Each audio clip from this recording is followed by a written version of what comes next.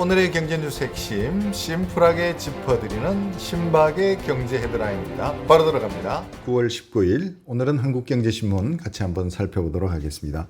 한국경제신문은 일면 톱 기사로 한국경제 전문가 설문조사 결과를 이야기하고 있는데요. 전문가의 56%가 이미 스태그플레이션 터널에 진입했다라고 지금 분석하고 있다는 기사를 내고 있습니다. 사이드 기사는 신재생 카르텔 정조준에서 감사원까지 나섰다는 기사를 싣고 있고요. 하단 기사로 기보신보 특례대출 부실률이 지금 껑충 8배 정도 올랐다고 하는 기사를 싣고 있습니다. 또 다른 사이드 기사로 뿌리기업 100곳에서 디지털 익스체인지 혁명을 돕겠다는 그런 기사를 싣고 있습니다. 정부가 관련 법안도 정비 중이라고 합니다. 이와 관련해서 여러 가지 기사들 세부적으로 조금 알아보도록 그렇게 하겠습니다. 자, 먼저 탑 기사가 되겠습니다. 옆에 도표에 우리 경제가 스태그플레이션 상황인가라는 설문조사 결과인데요. 11.8%가 이미 스태그플레이션 상당히 진행이 되었다. 초기 진입 단계다 44.1%고요. 합치면 56% 정도가 이미 스태그플레이션에 상당히 진입했거나 초기 진입 단계다 이렇게 진단을 했습니다. 글로벌 인플레이션에 대응한 세계 각국의 통화긴축 정책이 경기 하강 압력으로 작용하면서 고물가 속에 경기 둔화가 현실화되고 있다 이런 판단을 하고 있는 것으로 보여지는데요. 그런데 여기서 44.1% 요것은 인플레이션 상태지만 경기 침체는 아니다. 이런 이제 답변을 내놓고 있는데요. 특히 이 기사에서 주의해서 봐야 할 대목이 있습니다. 그것은 현 상황에 대한 대응 방안인데요.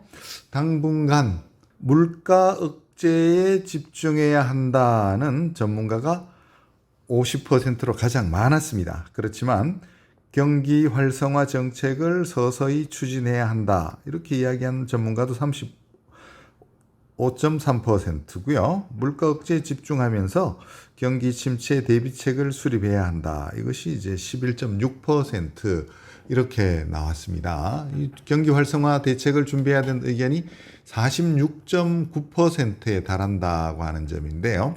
이것은 세계 경제가 적어도 내년 초까지는 긴축을 지속할 것이다. 이런 전망이 강한 가운데 우리 정부가 선제적으로 부양책을 준비해야 한다. 그런 요구를 하고 있다는 점에서 의미를 찾을 수가 있을 것 같습니다. 특히 스태그플레이션 진입 심화에 가장 큰 영향을 미칠 그런 변수로 41.2%가 천연가스 등 에너지 위기를 꼽았는데요.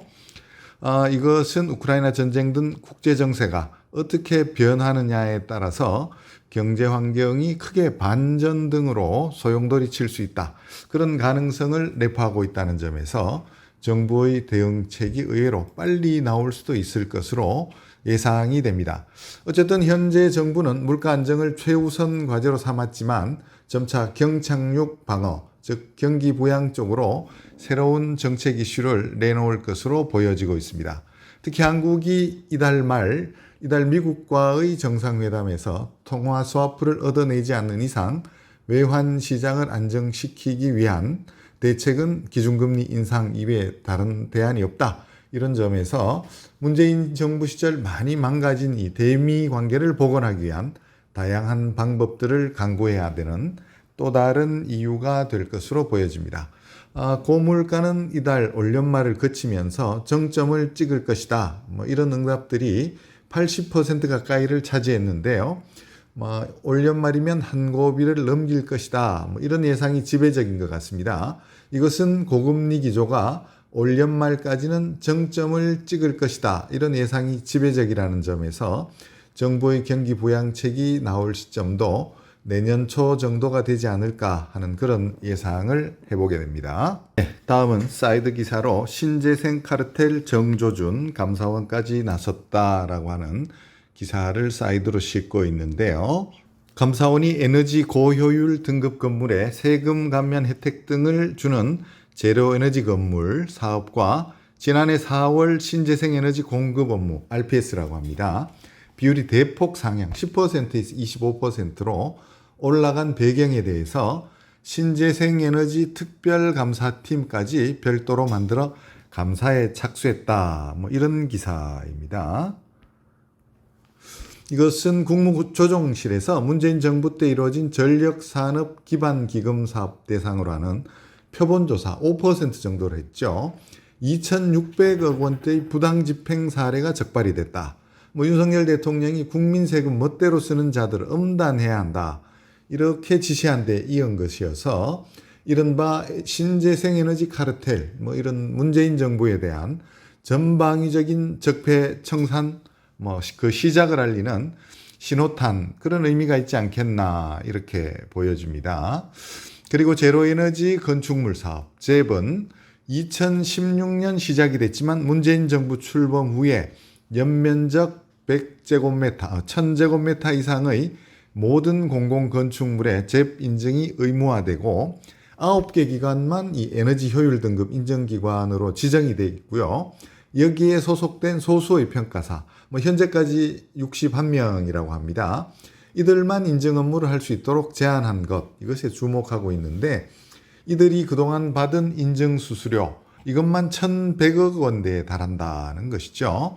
감사원 관계자들은 인증기관 소속 에너지평가사 전원이 이 에너지공단이 시행하는 의무교육을 받지 않은 무자격자다는 점과 에너지공단이 2018년 이후에 한 차례도 실무 교육을 하지 않았다는 점, 이런 것들을 중점적으로 살펴볼 그럴 계획이라고 합니다. 네, 에너지공단이 한무경 국민의힘 의원에게 제출한 건축물 에너지 효율 등급 인증 현황, 이런 자료가 있었는데 여기서 보면 제로에너지 건축물 인증기관이 9곳이 있습니다. 민간이 4개, 공공이 5개인데 이들이 2016년부터 지난달까지 21,372건의 인증 업무를 통해서 수수료가 1,142여 원이 됐고요. 이 중에서 한국건물에너지기술원, 이게 등을 비롯한 4개 민간기관이 인증 업무의 75%를 독식했다. 그런데 이들 4개 기관에 소속된 에너지평가사가 31명에 불과하다고 합니다. 이들은 1인당 연간 100건 에너지 효율 등급 인증 업무를 수행했다고 하는데요. 휴일을 빼고 근무 시간을 고려할 경우에 한 명이 연간 100건 인증했다. 이것은 이제 효율 등급이 모두 가짜다. 이건 있을 수 없다. 업무의 그런 강도라든가 그런 것이 그렇다는 것이죠.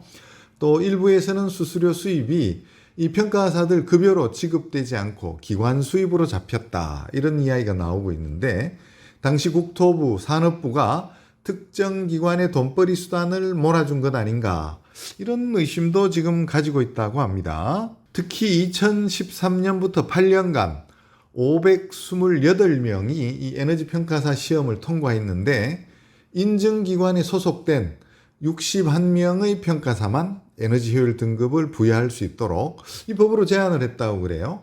자격증 시험을 통과한 나머지 사람들은 평가사의 법정 실무 교육 2018년에 단 한 차례만 이렇게 실시해서 새로운 평가사들이 이 사실상 인증 업무에 투입될 수 없도록 만들었다. 이런 정황이 이제 있어서 이 사건은 결국 검찰 조사로 이어질 수밖에 없지 않겠는가라고 예상이 되어지고 있습니다. 또 한 가지는 산업부가 지난해 4월 이 RPS 신재생에너지 의무 사용 비율 상한을 급격하게 끌어올렸는데 이것이 태양광업자의 배만 불리고 국민 다수를 희생시킨 거 아니냐, 이런 지금 의혹도 따져볼 예정이라고 합니다. 한전이 부담한 RPS 비율 비용이 2017년에 1조 1120억 원이었는데 지난해는 3조 2640억 원으로 늘었고요. RPS 비율을 25%까지 높여야 하는 2026년에는 6조 6천억 원까지 이게 치솟을 전망이다 하는 이런 이야기들이 지금 나오고 있습니다. 도대체 이게 무슨 이야기인지 아마 검찰 수사를 통해서 명백하게 감사 이후에 검찰 수사를 통해서 명백하게 밝혀질 것으로 보여지는데 소위 신재생 카르텔, 과연 그 전모가 어디까지 있을지 국민들의 관심이 지금 모아지고 있는 것 같습니다.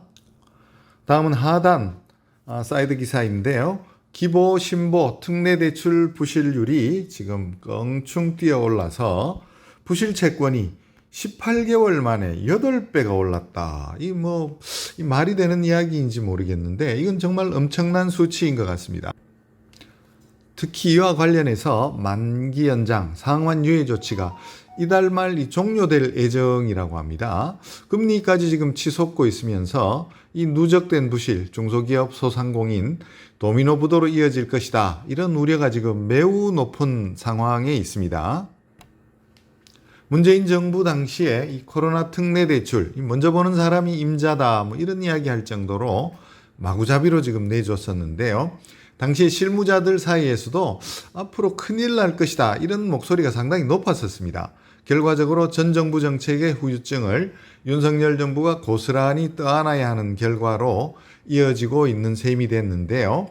전체 보증금액 중에서 만기 연장, 상환 유예 조치가 적용된 보증잔액, 기술보증기금이 74.2%, 신용보증기금이 40.3%에 이르고 있다고 하는데요. 2020년 9월 36조 원 규모였던 관련 금융권 대출이 이후 4차례의 만기 연장, 상환 유예 조치가 연장이 됐는데 최근 130조, 거의 4배를 넘게 4배 가까이 이렇게 늘어난 것으로 보여지고 있다고 합니다. 최저임금 등으로 한계 선상의 기업들을 이 벼랑 끝으로 몰았다, 이런 비난이 받고 있는 문재인 정부의 경제정책이 또 다른 부작용을 낳고 있는 상황이 됐습니다. 이에 따라서 정치권에서는 이달 말 종료 예정인 만기 연장, 상환 유예 조치를 한 차례 더 연장해야 한다, 이런 목소리들이 지금 나오고 있는데요. 스태그플레이션이라는 이야기까지 나오는 현 상황에서 윤석열 정부 어떻게 하든지 역사상 유례없는 경제위기 극복을 위한 특단의 위기 극복 방안 내놓을 수밖에 없는 그런 상황에 처해 있다고 볼 수 있을 것 같습니다. 네, 다음으로는 뿌리기업 100곳에 대해서 디지털 익스체인지, 디지털 대전환 혁명을 돕는다는 기사를 지금 싣고 있습니다. 앞서 살펴본 전체적인 대위기를 극복하기 위한 방안으로 제조업 중심의 뿌리 산업들이 디지털을 접목해서 새로운 경쟁력을 갖추도록 하는 그런 정책을 지금 추진하겠다, 마련 중이다, 이런 이야기가 되는데, 정부는 우선 100곳의 뿌리 산업을 고부가 가치 첨단 산업체로 탈바꿈시켜서 DX 혁명을 선도적으로 수용할 수 있도록 할 계획이다, 이런 기사죠. 뿌리 산업의 인력난 해소, 노동안전 환경 규제 이런 데 대한 대응력 향상에 상당히 도움이 될 것이다. 여러 가지 이제 지원책들이 마련이 되니까요. 그렇게 기대가 되고 있습니다. 정부가 제3차 뿌리 산업 진흥 기본 계획 이런 것들을 이제 준비 중이라고 하는데요. 노동 집약적 저부가가치 산업에서 고부가 첨단 산업 전환을 지원하겠다, 이런 것이죠. 또 향후 5년간 신산업 진출, 신수요 개척, 신기술 적용 등 DX에 박차를 가하는 그런 형식으로 사업을 추진하는 뿌리기업 100곳 발굴해서 지원하겠다, 이런 내용입니다. 이런 정책들은 정부가 바뀌면 항상 만들어 온 내용들이어서 별로 새로울 것도 없는, 다른 말로 하면 제목만 바꾼 정책 수준이다, 이렇게 할 수 있지만 별다른 대안이 없다는 점에서 정부의 고민도 클 것으로 보여집니다. 관련 업계에서는 소수에게 혜택이 가는 이런 류의 정책보다는 기업에 대한 상속 증여, 지배구조, 노동 등 전 세계적으로도 강도가 지나친 이런 각종 대한민국의 규제, 세금 감면 등이 훨씬 더 시급하다는 이야기들을 지금 많이 하고 있습니다. 제조업의 근간이 되는 뿌리 산업은 3만 400여 개 업체 49만 명이 종사하고 있다고 하는데요. 주물, 금형, 열처리 등 6개 기반 공정 기술 분야에 대해서 지난해 적층 제조, 정밀 가공, 로봇, 센서 등 8대 차세대 공정 기술 분야가 이렇게 추가가 됐다고 하네요. 제목을 보면 아주 멋있는 그런 사업인 것 같습니다. 네, 오늘은 하단에 조금 이 광고가 특이한 것이 실렸는데요. 대구 경북 와이드밴드갭 반도체 생태계 조성 사업을 하니 많이 투자해달라, 뭐 이런 내용인 것 같습니다. 와이드밴드갭, 이 반도체, 실리콘보다 큰 밴드갭을 가지고 있다고 하네요. 밴드갭은 전자가 존재하지 않는 이런 공간을 의미한다고 하는데, 뭐 이런 공간을 갖는 반도체 재료, 탄화, 규소, 질화갈륨, 산화갈륨, 상당히 어렵습니다. 생산한 차세대 반도체, 이렇게 이야기를 합니다. 수도권이나 대기업, 메모리 반도체, 실리콘 중심의 정부 주도형 K 반도체 전략, 대량 생산 전략이죠. 이것은 조금 차원이 달라서 지방, 중소, 중견, 시스템 반도체, 와이드 밴드 갭, 이런 단어들로 할 수 있는 다품종 소량 생산 중심의 반도체 전략으로 보여집니다. 광고에서 보시면 대구, 포항, 구미를 연계하는 이 반도체 단지를 만들어 보겠다라는 것인데, 쇠락하고 있는 지방경제 활성화를 위해 노력하는 지방정부의 도전이 이렇게 느껴집니다. 전국에서 부동산 시장 제일 어렵다, 이런 평가를 받고 있는 대구, 경북, 다시 한번 활짝 날개를 펼 수 있기를 기대해 봅니다. 신박의 경제 헤드라인, 오늘은 여기까지입니다.